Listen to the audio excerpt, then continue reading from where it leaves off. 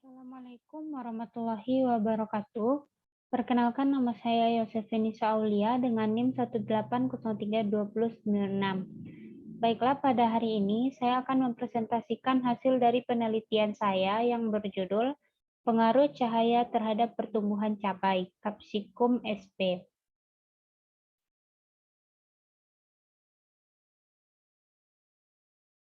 Latar belakang. Sinar matahari adalah sumber energi utama bagi kehidupan seluruh makhluk hidup di dunia. Salah satunya adalah tumbuhan. Bagi tumbuhan khususnya yang berklorofil, sinar matahari sangat menentukan proses fotosintesis. Selain meningkatkan laju fotosintesis, peningkatan sinar matahari biasanya mempercepat pembungaan dan pembuahan. Sebaliknya, penurunan intensitas radiasi matahari akan memperpanjang masa pertumbuhan tanaman. Kekurangan cahaya matahari akan mengganggu proses fotosintesis dan pertumbuhan. Kekurangan cahaya saat perkembangan berlangsung akan menimbulkan gejala etiolasi.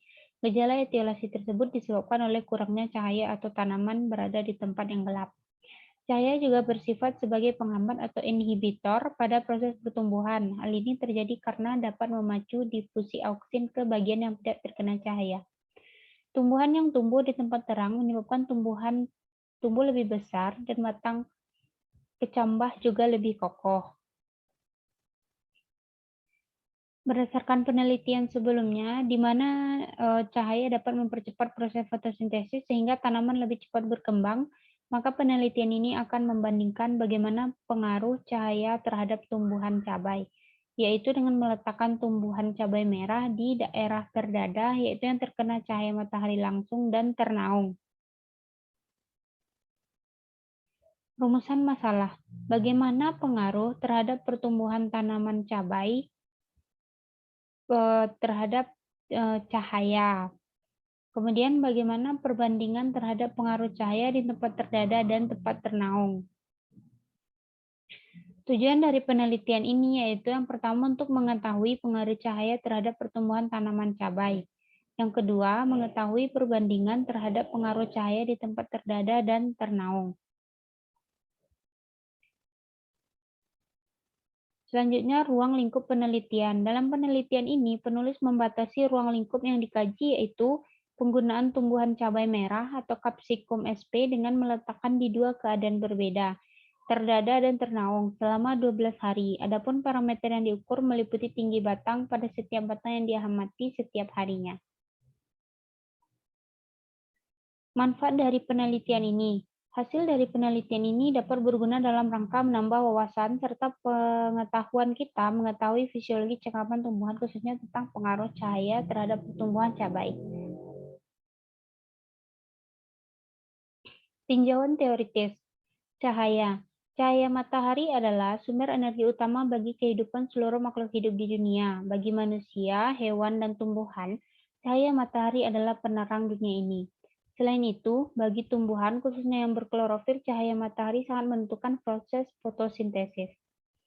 Setiap jenis tanaman memiliki sifat yang berbeda dalam hal fotoperiodisme, yaitu lamanya penyinaran dalam satu hari yang diterima tanaman. Perbedaan respon tumbuhan terhadap lama penyinaran atau disebut fotoperiodisme menjadikan tanaman dikelompokkan menjadi tanaman hari netral, tanaman hari panjang, dan tanaman hari pendek. Kualitas cahaya. Kualitas cahaya berpengaruh berbeda terhadap proses fisiologi tanaman. Tiap proses fisiologi di dalam respon terhadap kualitas cahaya juga berbeda-beda, sehingga di dalam menganalisis komposisi cahaya untuk tiap-tiap proses fisiologi tersebut sangat sukar. Tiap-tiap spesies tanaman juga mempunyai tanggapan yang berbeda-beda terhadap tiap kualitas cahaya. Sumber cahaya harus memiliki kualitas cahaya yang tepat untuk memulai dan mempertahankan fotosintesis.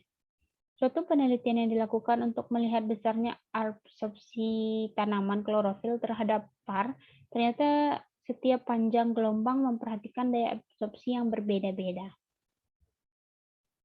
Sensitivitas cahaya terhadap tanaman.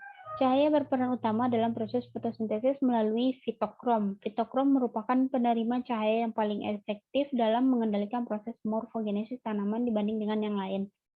Fitokrom ini dapat mendeteksi gelombang cahaya dari 300 sampai 800 nanometer dengan sensitivitas maksimum pada cahaya merah dan 600 sampai 700 nanometer dengan puncak penyerapan pada 660 nanometer, dan merah jauh FR 700 sampai 800 nanometer dengan puncak penyerapan pada 730 nanometer.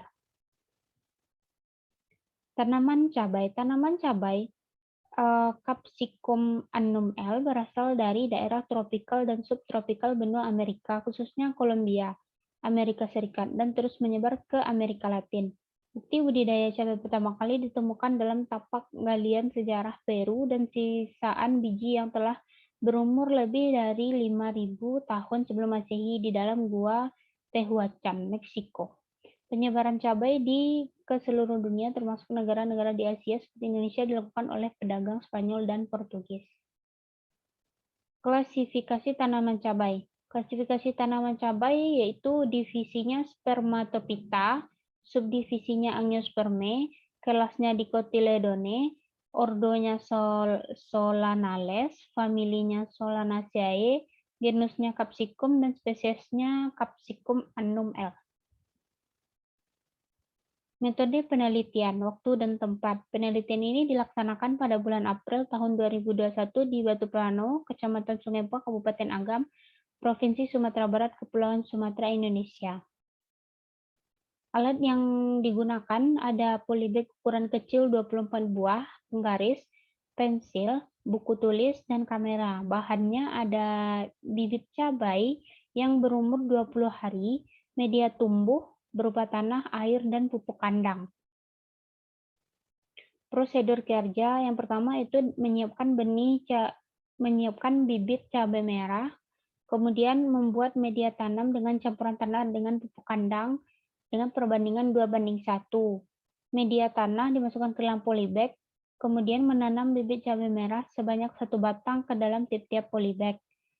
Kemudian meletakkan 12 polybag di tempat terdada yang terkena cahaya matahari langsung dan 12 polybag di tempat ternaung, yaitu tempatnya ditutupi menggunakan paranet 50%. Jika sudah, maka dapat disiram dengan air agar kelembapan tumbuhan dapat terjaga. Kemudian melakukan pengamatan setiap harinya selama 12 hari dan menuliskan hasil pengamatan pada buku tulis. Hasil dan pembahasan. Pada penelitian kali ini kami melakukan pengamatan pada tanaman cabai dengan 2 perlakuan, yaitu yang pertama, tanaman cabai diletakkan di keadaan terkena cahaya matahari langsung. Kemudian yang kedua, dengan meletakkan di keadaan ternaung dengan cara menutupinya dengan paranet 50%. Pengamatan dimulai pada hari ke-20 setelah tanam.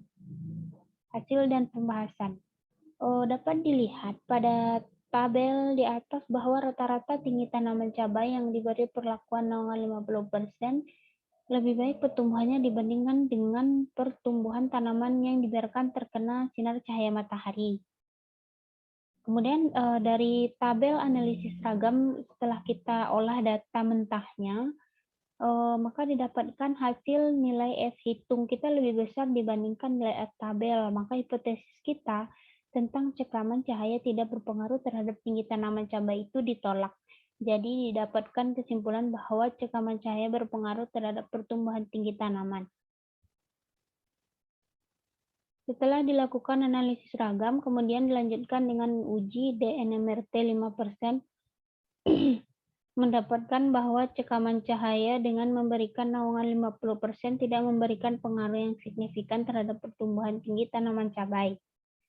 Tinggi tanaman cabai meningkat seiring dengan diberikannya naungan. Hal ini dikarenakan tanaman yang mengalami cekaman intensitas cahaya rendah akan meningkatkan tinggi tanaman untuk meningkatkan efisiensi penangkapan cahaya.